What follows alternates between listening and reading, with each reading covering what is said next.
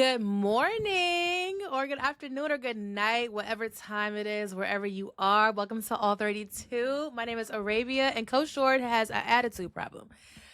Coach George has an attitude today. What's up, Coach George? What's up? No, listen. First of all, let's get it straight. Good morning, everybody. I do not have an attitude problem. I have a bone to pick with Arabia. Now, those of you that follow us, you know for a fact that we had a gentleman/ladies agreement for her to have to don Dallas Cowboys gear. Should the game that we chose, I won and she lost, which she did. She lost. It wasn't a tie. It was a decisive loss. We did it right here on the show. Next thing I know, all of a sudden, I turn on my YouTube. I look and see her in a Dallas Cowboys it wasn't a jersey, it was a t-shirt, hair slicked back, just Vaseline grease on her face, and her energy was low and sarcastic. I'm going to say it again, sarcastic commentary. That was not our agreement, Arabia.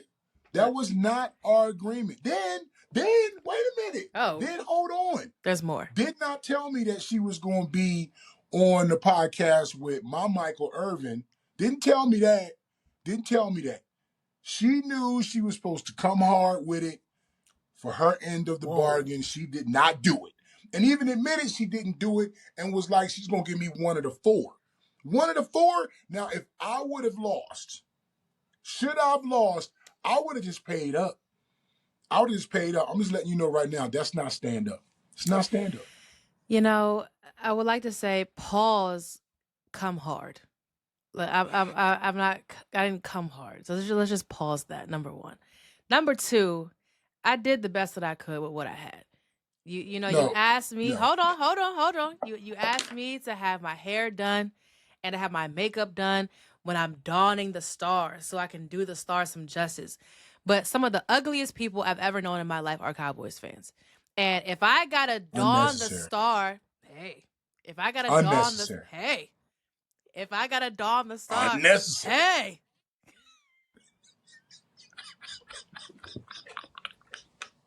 If I gotta don the star and do it right, why am I the standard for how you should don the star? Then wait a minute. Then show up with this little funky San Francisco pullover on the day like it's all good. Because it is all good. Let me explain to you why it's all good. Can we just get on with the show? No, because you brought it up. So now we're here. This ain't going well. You brought it up, so now we're here. So and the sarcasm was because I was under duress. I was emotionally stressed out, and that was the best that I could do.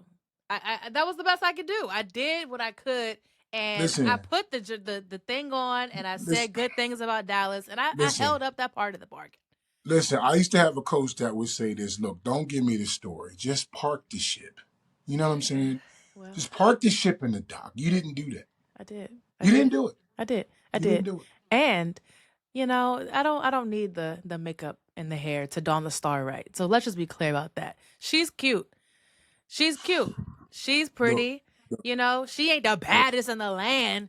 She ain't the baddest joint out there, but she put the star on and she's still cute. No hair, no makeup.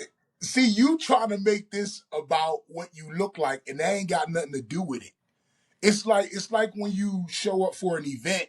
You know what I'm saying? Show up for the event dressed right in the right attire. You just didn't do it. You just didn't do it. You couldn't. You just couldn't muster. My apologies for not living up to the standard that you expected for our bet. There will be no next time. So just that it is what it is. Yeah, I mean, because why would I take myself down this road again, knowing that you're going to renege? Just knowing. Good. Who does that? Good. I'm glad you had a negative experience. Let's move to our first segment of the show. Oh, wait, hold on. Because like I said, I have a bone to pick with you too. Okay. What you got? Last week, we recorded a dope episode. No sound. Wait, what? That's your fault. Whoa, wait, okay, hold on, time out. I need everybody in podcast land to tell me this. You might not know this, but Arabia is the producer of the show as well. So as the producer, now let me run you through it. This is what we do. Before we actually get started and get into it, we do sound checks. Like we do sound checks. Can you hear me? I can hear you. I can hear you too. Oh my God, how do I sound? Okay, You good? I'm this good. is what Okay, happened we all last time. good. Last time what happened was you said you sounded a little low. And then I said, let me try something. So I toggle. And I was like, oh, am I good now? You were like, much better. You know what? Yeah. Like let's I just said. move on because there's so much I can say. Exactly. Let's just move. All right. Okay. Let's go to our first segment. What is it? See? Trench talk. All right. So, an AFC North game, we have Browns Steelers. I think I chose this game for obvious reasons. Both teams very much known for their trenches, not just this year, but just like historically. The trenches is really what keeps both of these organizations going. Talk to me about what you think about the trenches for Browns Steelers. Here's the biggest thing that I see when you look at a game like this. Number one, you always want to look at, the interior first, just coming from, offense, defensive line perspective. And here's the deal. There's really no gimme here, right? I would love to be able to go in and say that the Steelers have the advantage. But I'm going to be honest with you. When I look at the Cleveland Browns defensive front, like they're nothing to sneeze at. They're nothing to sneeze at. Now, the flip side of that is when I look at the Steelers offensive line, I also say they're coming together pretty nicely to this point in the year, right? They've got some really good talent up front. I think what you're starting to see those five guys do is gel more and be able to understand what it is that they're being asked to do it and do it at a high clip. That being said, Cleveland got Myles Garrett over there, right? So listen, it's always one guy. When you have a guy that you have to say, hey, Myles Garrett, 95, is on the field, we need to make sure we know where he is all the time. Listen, that is not some of the time, all of the time. Yep. When you got a guy like that, that's even better than being formidable. I mean, he's already a Hall of Famer, in my opinion. He's going to present some issues for them up front, but I think the Steelers will have enough to be able to sustain what they need to do in the trenches. So from that standpoint, I'm going to lean a little bit more towards the Steelers because of what they bring as an entire team versus what the Cleveland Browns lack. Yeah, I remember last episode, we kind of went back and forth for our rookie watch, if we wanted to talk about Mason Graham or if we wanted to talk about the Jets offensive tackle. But Mason Graham also is a great addition to this line. And I'm not just saying that because he was a Michigan Wolverine, go blue. I'm saying that because he actually definitely does. Can we listen? Look, Arabia, look. What's up? This is why the people tune in. They tune in because, and I look at the comments. They tune in because they say, Arabia knows what she's talking about. She sounds great. She brings really good commentary. But this is what you got to know about her. She says she's not a homer, but she really is.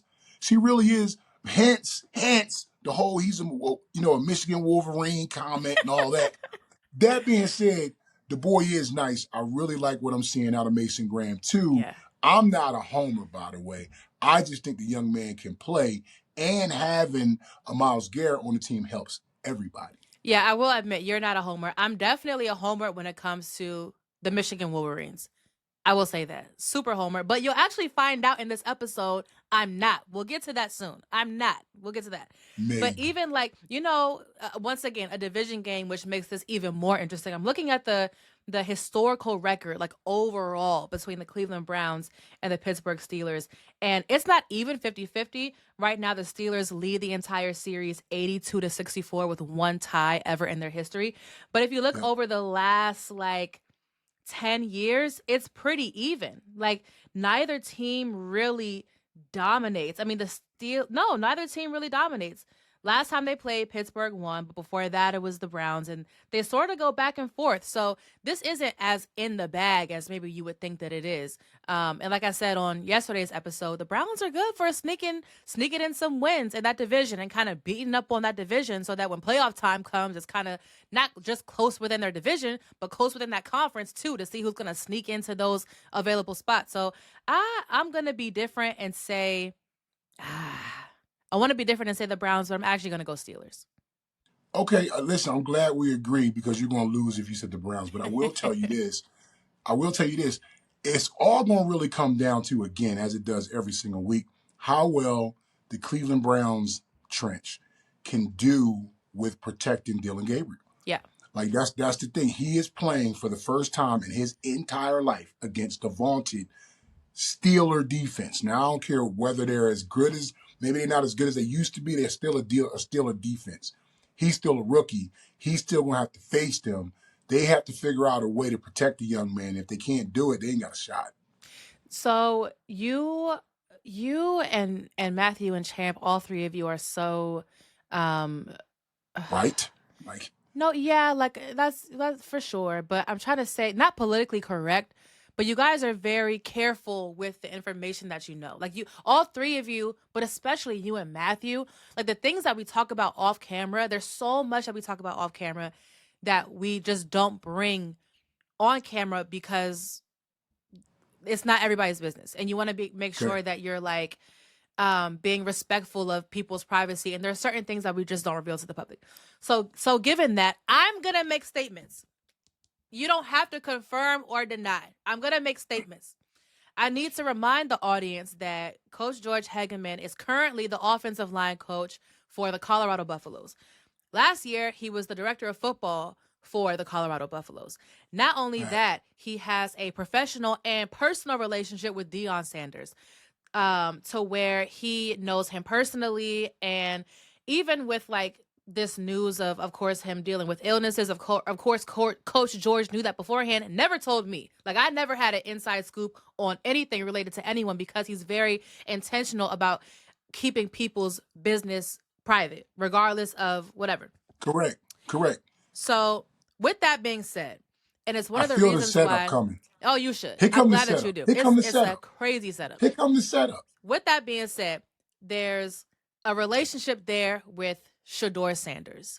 And one of the reasons why I purposely don't bring up Shedeur in the show is because the way that I think the NFL really played with him, like played in his face when it came to the draft, but are still trying to benefit from clickbaiting and like using his name and likeness for views and like in the media, I think it's fucked up. Like, you really wanted to drop him down to the 5th round and play with him, but then when he's in the league, you're not playing him, and he's still getting reps with not with the ones and training camp, all this, that, and the third. But like, his name is coming up more than Dylan Gabriel's was. People are talking about Shedeur more than the quarterbacks that were ahead of him. So I feel like you have to choose a side. And it just is what it is. People use his name for people because people are talking about him. He's a prominent, figure. He's a big personality, which some people I think hate on. And with that being said, Dylan Gabriel is in, right? He's a starter. I think he earned his job. I think he did a really good job last game, his debut game across seas. And so now it looks like, as of right now, that's kind of who they're going with. So I think 2 rookies are clearly going with this rookie. I don't necessarily see them subbing Shedeur in because I don't think you should put your rookies on a short leash. If you're going with Dylan Gabriel, you got to go with Dylan Gabriel unless his play just like tanks and he's just like really fucking up, like really, really bad. Or unfortunately gets injured. I don't wish injury on nobody, so hopefully that does not happen. So my thing now is like the same way that reports have come out to say that Shedeur said he didn't want to play behind Lamar Jackson because he would never get in. It seems like he's in a situation now where he's stuck behind Dylan Gabriel because unless you're going to rotate him in the fourth quarter if they're already up, which I think is messed up, then he needs to go somewhere where he has more likelihood to get in and play a unique role. If he's behind a vet, he has a unique role in that he's a young rookie that the organization can really try. The Browns already had that in Dylan Gabriel. So, I mean, respond to that how you may, or don't. We can move on to rookie watch. But I think a few things that I addressed: the way that media handles Shador Sanders, and the way that the Browns have handled the competition between the two rookies. Well, listen, I'm a lay claim to this. Grown, that's what we call him. Like, grown is like a nephew to me. So you hit that on the head. I've been knowing him since he was born in the world. The thing is that he is a young man that I have only seen succeed in every situation. Now, this is one that's unlike any situation that he's ever been in, but I expect him to do the same thing I've seen him do his entire life, which is overcome and succeed. Now, let's just kind of speak about the quarterback position, period, right? Him playing behind another rookie quarterback, there's no way that I can see the team saying, okay, let's rotate them just for the sake of it. Normally, when you have a quarterback, and like you said, unfortunately, it's either injury or their play is so bad that you see the next quarterback come in and compete. He may get that situation happen to him sometime soon. He may not. But here's what I do know. I know for a fact that whenever that young man does get his opportunity, he's going to take full advantage of it. So now all we need to do is just sit and wait. Yeah, I really wish the best for him, regardless of where he is and regardless of when he gets in. And I'm actually hoping, because I think we may have touched on this before, there is a benefit to sitting your rookie quarterback. And I hope that he's developing in an old school way where the rookie comes in and kind of sits and learns and develops so that when he does come in, he's not just thrown into the fire immediately, like week 1 or like in Dylan Gabriel's case, week 5. Looking forward to seeing him play. You know what, Arabia, to that point, I've always taken this position with that. And I've heard plenty of other veterans say the same thing. Like, you get experience through playing, right? You get experience through the ups and downs that you get from real repetitions. So it's my hope that he'll get real repetitions at some point so he can gain that experience to when he does become a starter, that he's already got those bugs worked out because he's been able to do it against ones in regular season play. Then he can have that to put under his hat going forward. Yeah, but the thing that I think is dangerous in those situations, not necessarily this particular situation, is let's say you do put a rookie quarterback out there so that they can develop in game. If there is a head coach who's already kind of on a short leash, or if there's an offensive line that's kind of shaky, or if there's any kind of other situation that has pressure on it, a lot of people tie wins and losses to the quarterback by nature. It's a leadership role. A lot of people, tie those two together. So I hate the pressure that's put on rookie quarterbacks in order to save someone's job or to save a season or to legitimize their place in the draft or whatever the situation might be around it. So in that way, I think the pressure is off if the rookie can sit. And also we see like the most famous example of quarterbacks developing in the league is Green Bay, right? Like seeing Aaron Rodgers behind Brett Favre, then Jordan Love behind Aaron Rodgers, and that formula being the recipe for like developing quarterbacks. And we've seen like a Peyton Manning come out his rookie year and be like, or Terry Bradshaw or whoever. My whole thing is cool. If you're going to develop the rookie in game, make sure he doesn't have a short leash and you actually let him develop, not just for one season, but like in general, because he can have a horrible rookie season and then come out and learn. And you also aren't tying like someone else's job or success to his play. I.e. Josh Allen. Josh Allen did not have a great rookie turnout, and look what he is now. So I think it's a case-by-case basis, and it does really depend on how well the team that you're with understands how to develop a particular position, in this case, it being the quarterback position. Yeah, I don't know how I feel about that with the Browns because, they had Baker Mayfield in their backyard. But again, different players perform differently in different situations. So, I'm not going to completely blame them for that. But anyway, I think we're both going with the Steelers in that game, but should definitely be an interesting game regardless, interesting division game. Let's move on to our next segment, Rookie Watch. Now, this is the reason why I said I'm not a homer, because this next Rookie Watch individual is actually an Ohio State Buckeye.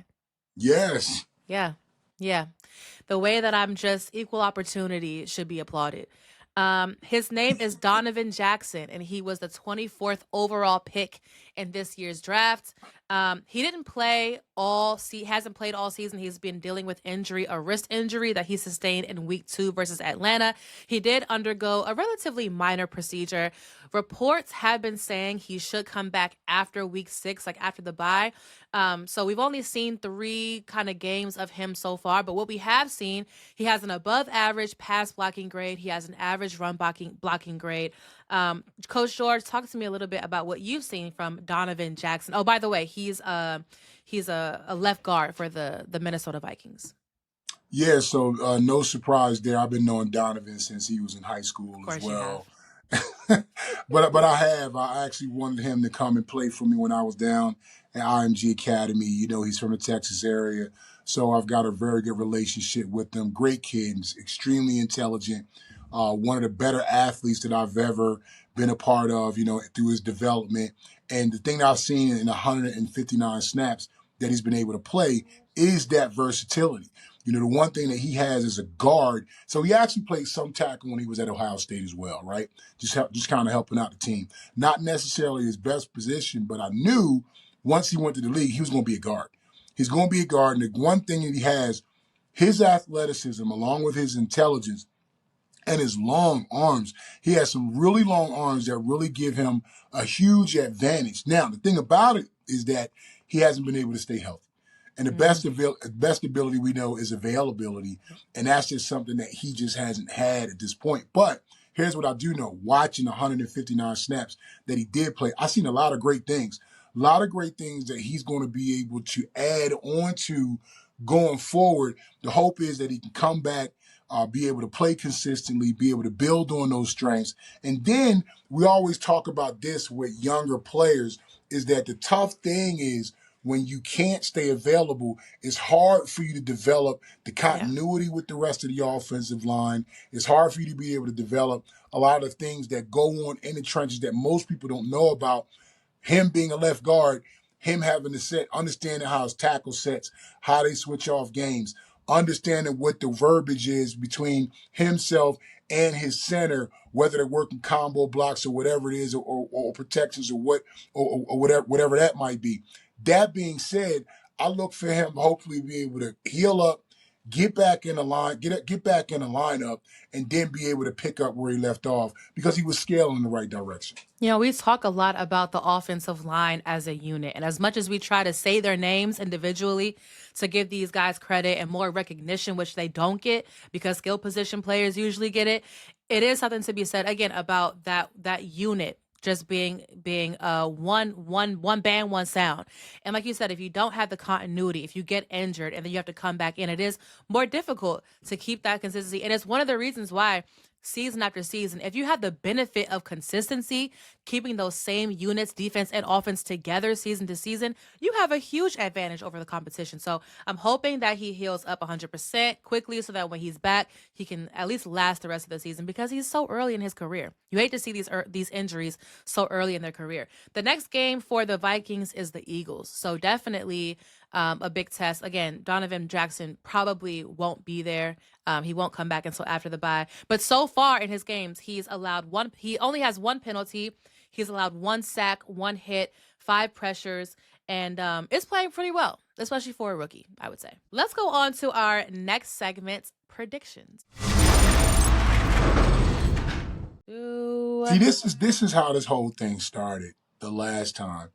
When we got this talking about predictions, and it wasn't even a wager, it was just like a friendly agreement. It was. That just went left. It just went left. So I'm going to ask you very nicely, when we start talking about predictions, can you not have this segment go left next time? I'll do my best, but I can't make any track? promises. I can't Stay make any on track. promises. I'll do what I can. Do what you say you're going to do. I do what I can in the moment.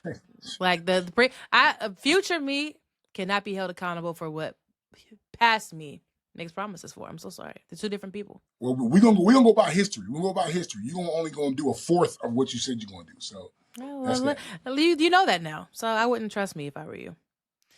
Our first prediction is Seahawks Jaguars. Now the Jaguars are coming off of a impressive win at home versus a team that I think people still assumed were gonna win. They're definitely trying to keep that momentum going. And the Seahawks, really good team this year. Defense looks great. Sam Darnold looks really awesome. Hoping that that run game continues to develop and they find that groove. But for me, I don't trust that the Jaguars will be consistent enough, not just week to week, but for 4 quarters to outlast the Seattle Seahawks, which seems to be a really tough team to overcome. What do you think about this game? I don't know. This is one of those games where you think to yourself, one thing should happen versus one thing happening. So just going back to last week, there's no way you would have told me that the Jacksonville Jaguars were going to beat the Kansas City Chiefs. Like, didn't Yeah. think that. Yeah. But as I watched them, I kind of started to fall in love with a few things that I saw, particularly up front. We talked about the continuity piece. We talked about the trust factor that you have to develop. We talked about the ability to be able to play together. And what I'm seeing with them, particularly in the trenches, is 5 guys that are starting to understand what they need to be for the guy that's playing on their left and the guy that's playing on their right.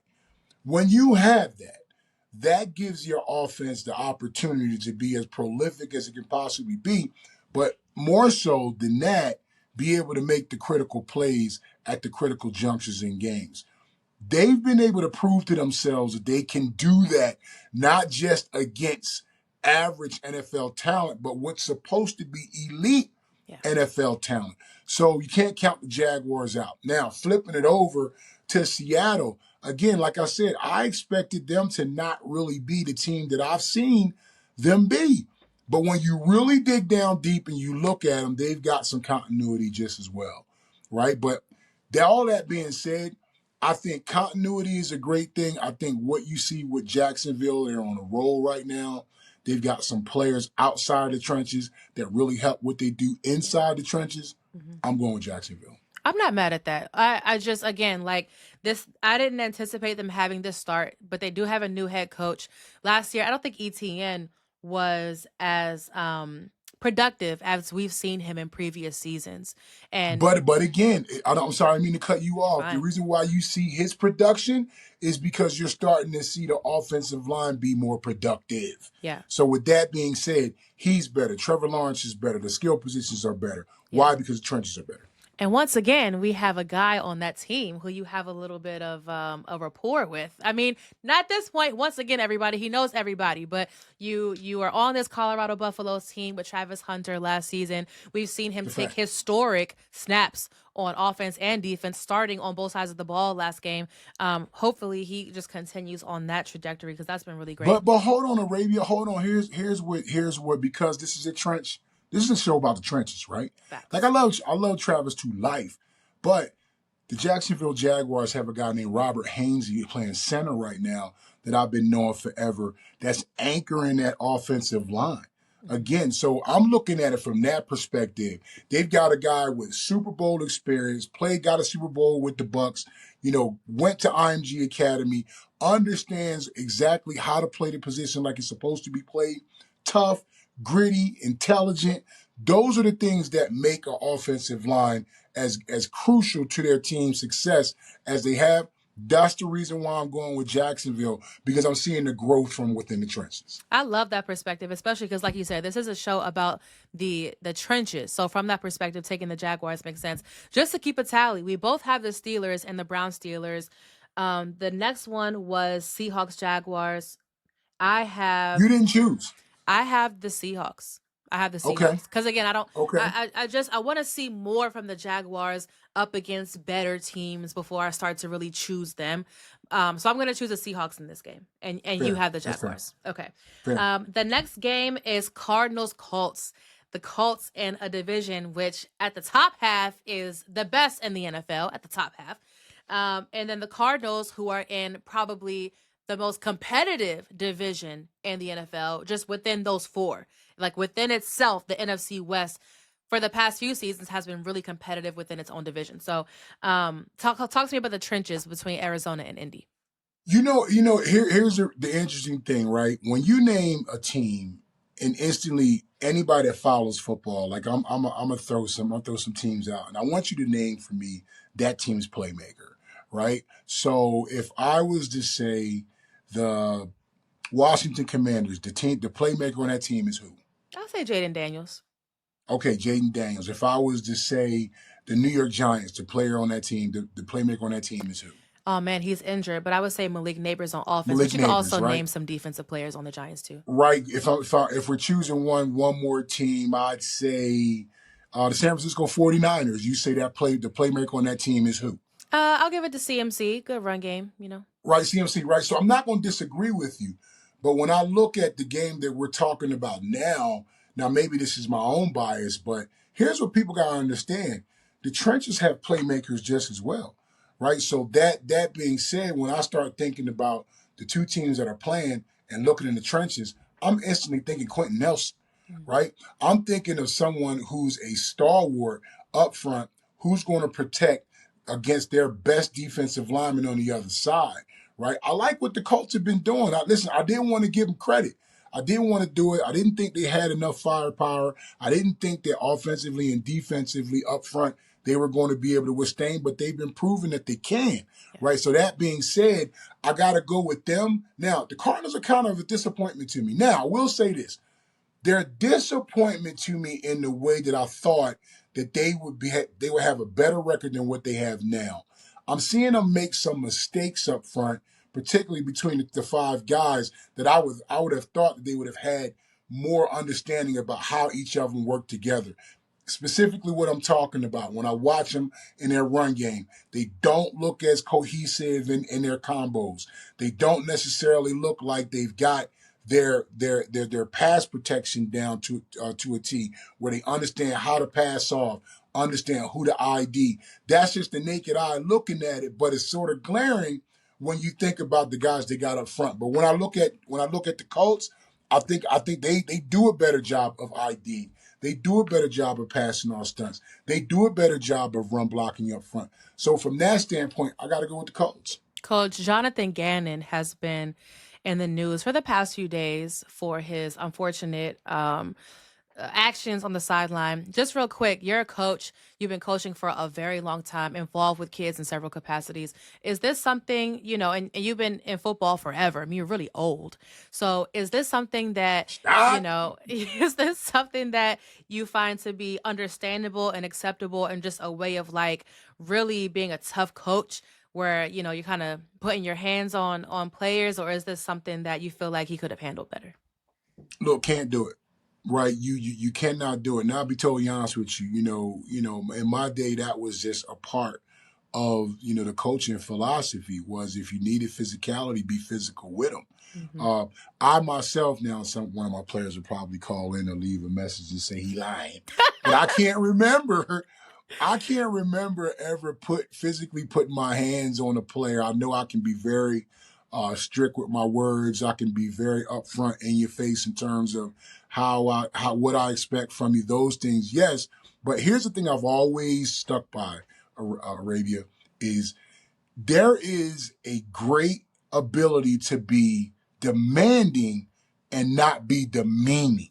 Okay. Right? So that being said, and I think I've said this to you before, but that being said, you absolutely cannot put yourself in position as a coach to have any type of confrontation such as that with a player, regardless of what they did on game day, on the sideline, on the field, regardless of how egregious it was. Yeah. So from that standpoint, I can't necessarily say I agree with the coach's behavior.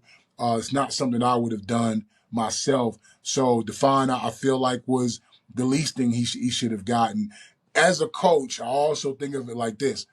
It's our job, right, to raise the standard. Now, I do want to bring this out. Man, football is probably one of the most emotional roller coasters that you're going to go through, particularly on a game day when you have so much at stake. And here's what people probably don't realize. That particular player, I don't know this, but that particular player probably has done something similar behind the scenes They thought they had it coached out of him. He didn't necessarily follow through and do what he was coached to do, and they probably just lost it. Yeah. Right? That's what Coach George thinks might have happened in order for that coach to react as such. But that being said, Arabia can't do it. Yeah, I thought the same thing. I'm like, this feels like it wasn't the first offense. Either it was something similar or it was something else that was also like just mental errors, mental mistakes, very unnecessary things Agreed. that are costing your team. So, but like you said, I agree. You can't put your hands on another grown man like that, even if it Can't was do it. part of the culture back in the day. Because if you think about it like this, should that player have done it to him? Yeah, yes. We would be having an entirely different conversation today. Yes, we would. We would. And I said that to someone. I'm like, had he defended himself or had he reacted back, Sure. different situation, completely different situation. And it's a good thing that cooler heads prevailed, or maybe that he doesn't have that mentality that, he kind of took it as hard coaching, and he probably felt bad himself. So he probably felt his coach was just giving him a hard time. But thankfully he didn't retaliate in that moment, because like you said, it would be a totally different conversation. Gannon apologized to him and to the team, and Gannon was fined at $100,000. But kind of moving on for the situation. Hopefully everybody learned from it. I'm gonna say something that's sort of hypocritical, because I talked about the Jags and how I don't trust them. I know, and how I don't trust them to be me. Never, not you. Never. Arabia. Not Miss. I'll just put the T-shirt on, but not do everything else. But really, like, had a virtual handshake about.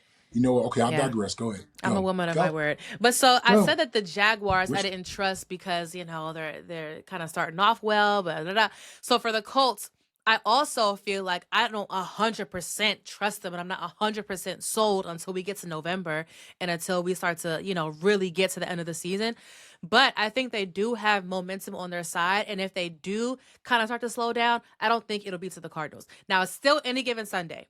It's still professional football players lining up against each other. So I'm not going to say like, oh, this is just in the bag for the Colts because they're just playing the Cardinals.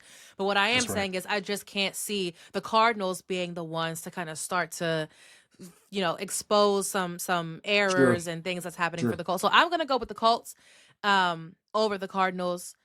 And, that's just me. Did you say who you had in this game? I did. I chose the Colts. Okay, boom. So look at that. Harmony. Okay, so... For the most part. Last one for the predictions is Lions Chiefs. Now, man, oh man. Once again, same way. Okay, when we say things like it's early, I don't just mean that for teams that haven't in recent years been finding success and doing well. I mean like teams that have been considered good that are doing bad. And it's still early even for the Chiefs. And I can see them at some point mid-season starting to turn their season around and getting some of these wins, especially with a coach like Andy Reid, who is able to identify struggles and fix them one way or another. And when you have Magic Mahomes behind there, and when you have, just all these different pieces with Chris Jones, even though I think he had a really horrible last play of the game against the Jaguars at that goal line, I can't count the Chiefs out just yet. Even though I want to, because I'm tired of seeing them. But the Lions look great. So this one's a hard one for me. I think, like, naturally, I really want to go with the Lions. But in the back of my head, just like history says, like, don't count those Chiefs out. What do you think? Listen, it's just like we had a show a couple weeks ago, and I think it was the Browns against the Green Bay Packers. I think it was, and the Browns end up winning. Yep. However, I'm not going to sit here and say that that's what I see for this week. I'm going to tell you why. You mentioned the things that Andy Reid can do for a team, and he's proven that he's been able to do that, year in and year out, get his team ready to go. Not just that, but get them back on a winning streak, into the playoffs, and into a Super Bowl. However, there are some things that are missing, from his team up front that I just don't think against the Detroit Lions that they can all of a sudden remedy. Yeah. You got a coach on the other side in Dan Campbell who understands exactly who his football team is. Yeah. Right?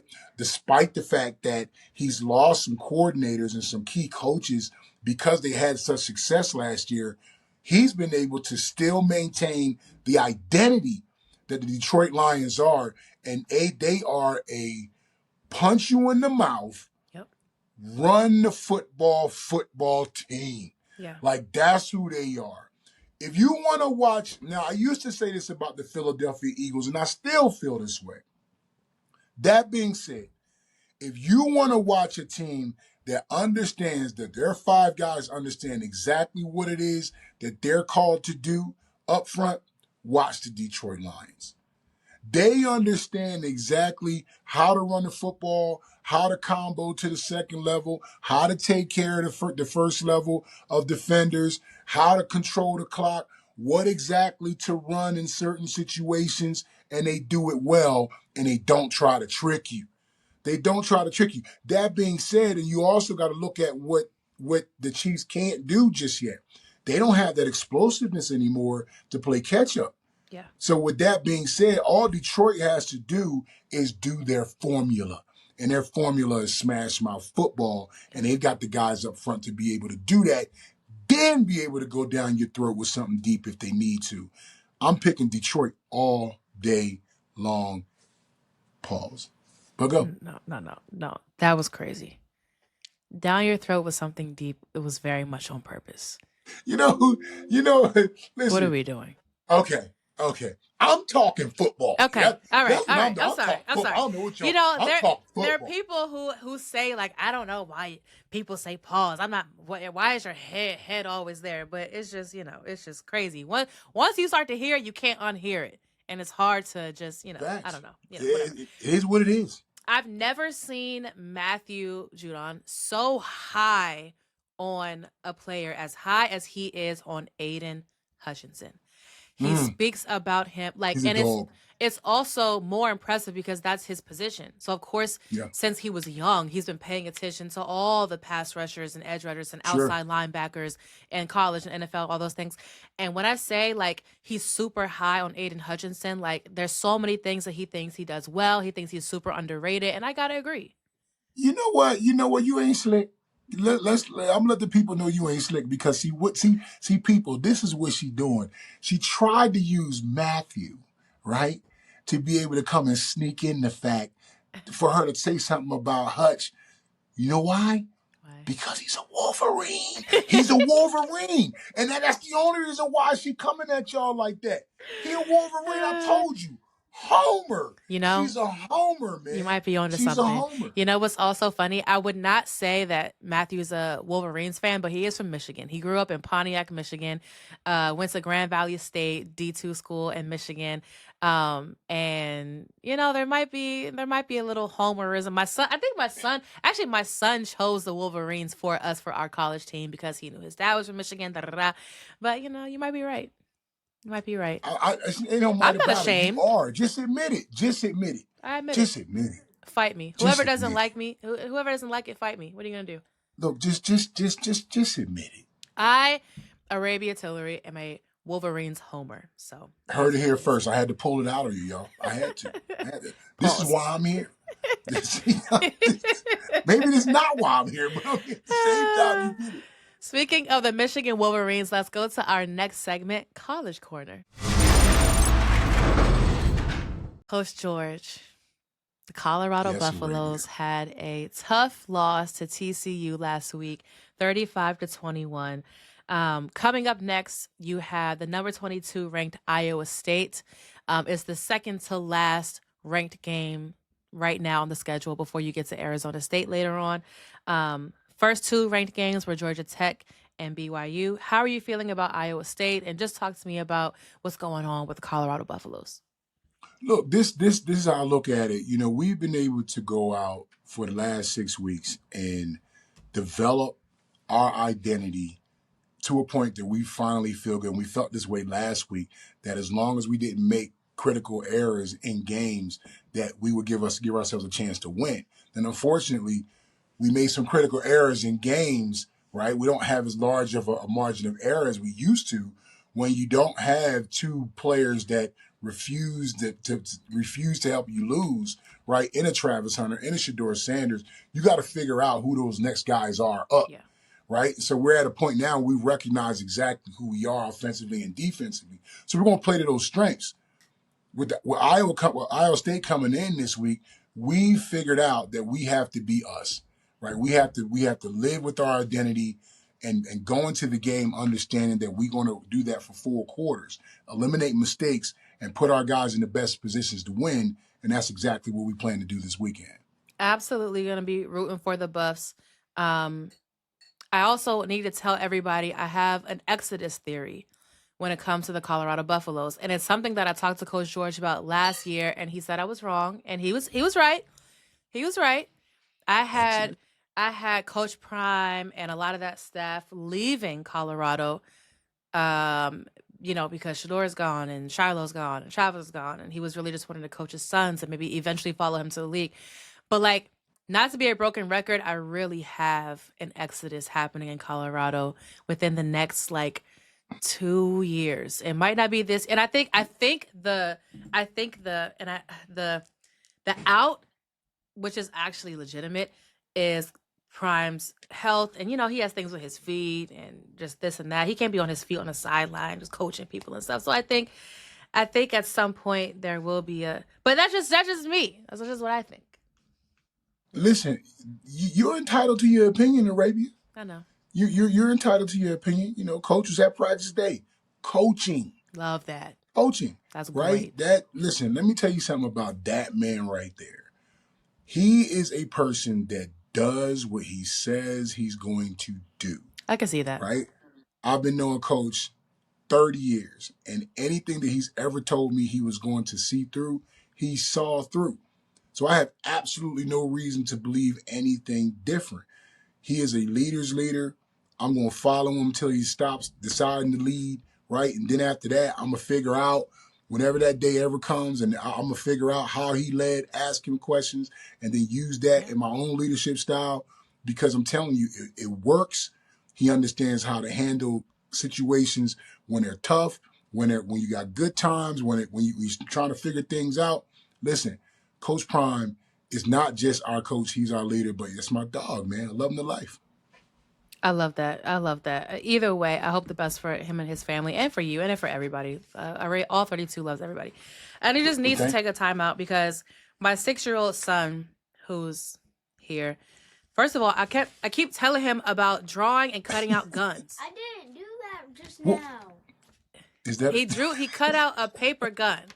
And I keep telling him about this. He keeps drawing guns at school. Or When is did that you do this? or is that could be the backward state of Florida? That's the backward state of Florida. If you flip it around, that's really just no. Hold it like that. No, like that. Boom. That's Florida. That's Florida. Okay. I like how you build it. Good job, it's Roman. also That's Idaho. Florida. It's also or Idaho. Idaho. Pause. Yeah. Pause. Or maybe Right, you know what I'm saying? maybe You know what I'm it's the saying? stairs. Or that could be Rhode Island. That could be Rhode Island. It could be You know Rhode what I'm Island. saying? It could be. Come on. He also put on, can I watch TV, please? Yes or no? Now, mind you, it's strict in my house. I don't do the screens, the tablets, the TVs on a weekday. And his weekends are so busy that even though I let him do it on the weekend, he still's not home to do it. I guess that means I'm taking too long in this podcast. I gave him a shower. We ate dinner, but he's asking me, look, you taking too long. Can I watch TV? Yes or no? Boom. Listen. Let's do this. Give it up to my man Roman for his creativity. You know what I'm saying? But there go Mom. Mom thinking it's a gun, but it's actually 4 of the 50 states. You know what I'm saying? Yeah, it is. Roman, my guy. My guy. That's what I'm saying. I don't know, but we need I to think he earned 10 minutes of TV. You know what? I don't. So it's a no for me. Super cute, though. I love it. I appreciate the effort, but it's a no for me. That's all the time that we have for today. Thank you so much for joining us. Join us next week on Tuesday. Enjoy the games. Be safe. See you next time. Thanks for watching. Don't forget to like, subscribe, and share.